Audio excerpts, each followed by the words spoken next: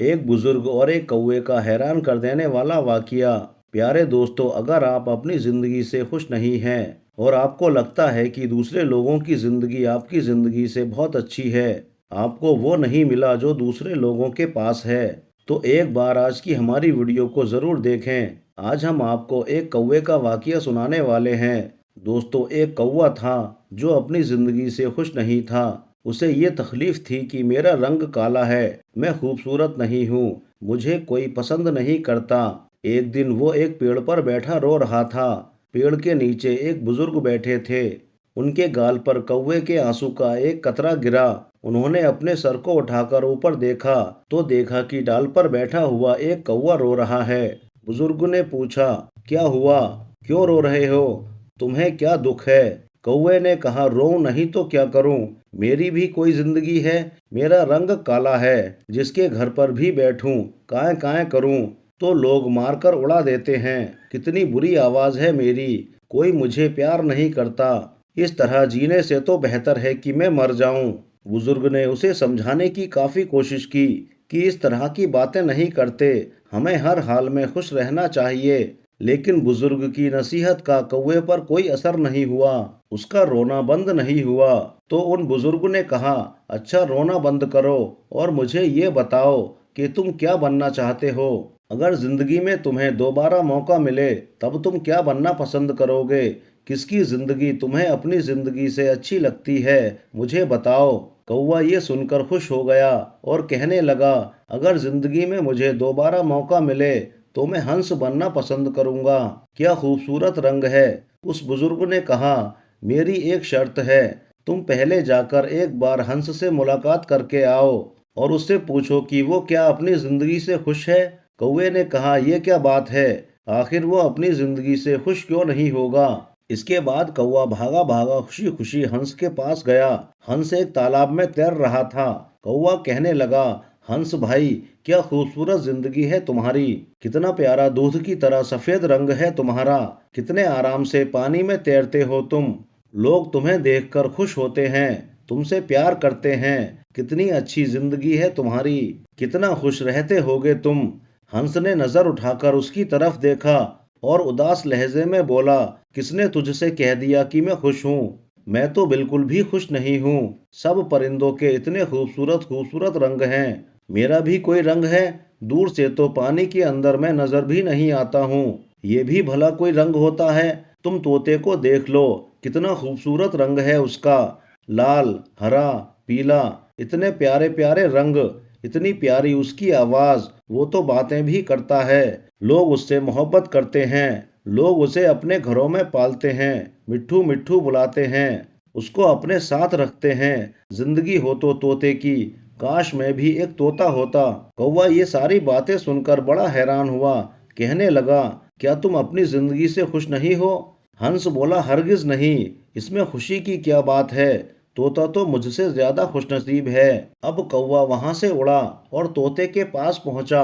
कौवे ने कहा, कैसे हो तोते भाई, कितनी अच्छी जिंदगी है आपकी, कितना खुश रहते हो आप, कितना प्यारा रंग है आपका, कितनी प्यारी आवाज है आपकी, लोग कितना प्यार करते हैं आपसे, खाना पीना देते हैं, मिट्ठू मिट्ठू कहते हैं, कितना खुश रहते होगे आप, कितनी अच्छी जिंदगी है आपकी, आप तो इस दुनिया के सबसे खुश परिंदे हो, कौन कहता है तुम्हें कि मैं खुश हूँ? कौवा ये सुनकर हैरान रह गया। कहने लगा कि क्या तुम भी खुश नहीं हो? आखिर तुम्हें क्या परेशानी है? तोते ने कहा, मुझसे खराब जिंदगी क्या किसी और की हो सकती है?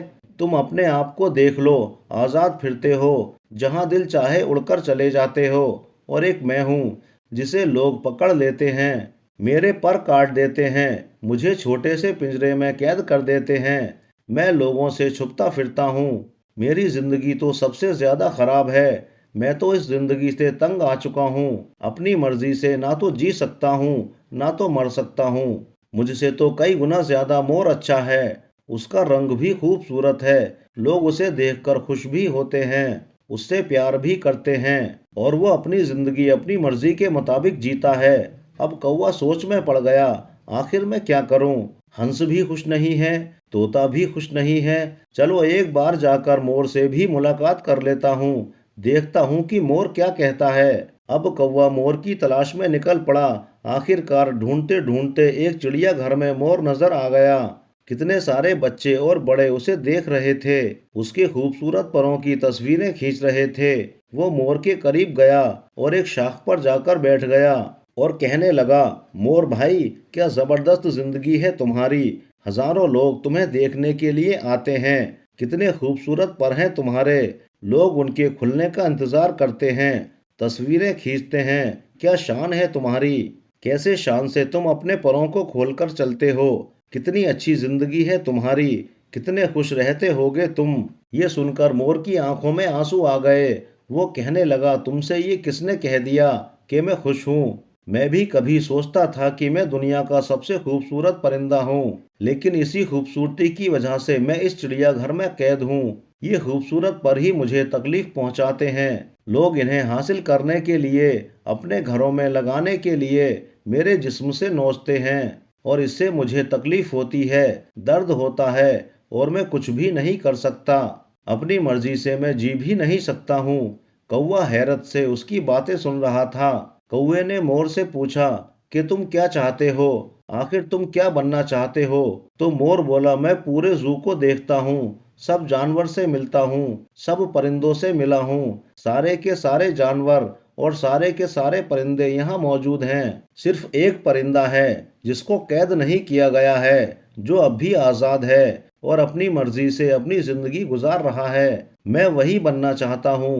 कौवे ने पूछा, वो परिंदा कौन सा है। तो मोर बोला, वो कोई और नहीं बल्कि कौवा है। वो तुम हो। ना तो कोई तुम्हें पकड़ता है, ना तुम्हें कोई मारता है, ना तुम्हें कोई कैद करता है। जहाँ दिल चाहे उड़ते हो, जो दिल चाहे खाते हो।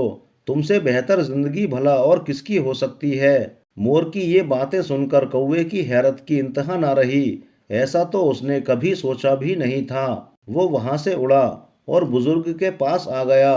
बुजुर्ग ने पूछा, हाँ भाई, तो तुमने क्या फैसला किया।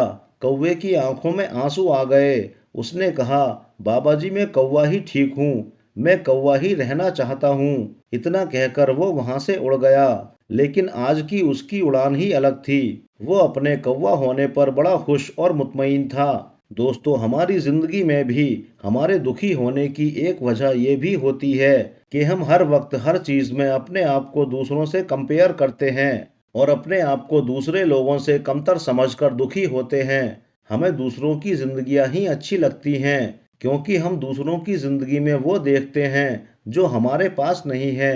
लेकिन जो नेमतें, जो खूबियां हमें मिली होती हैं, वो हमें कभी नजर नहीं आती हैं। तो दोस्तों, आप जो भी हैं, जिस हाल में भी हैं, जहां भी हैं, अपने आप को किसी से कंपेयर ना करें। जिंदगी में हर रोज कुछ ना कुछ नया सीखो, नया सोचो और अपने आप को खुश रखने की कोशिश करो। प्यारे दोस्तों, अल्लाह ताला का शुक्र बहुत बड़ी नेमत है और हमें हर हाल में अल्लाह ताला का शुक्र अदा करते रहना चाहिए।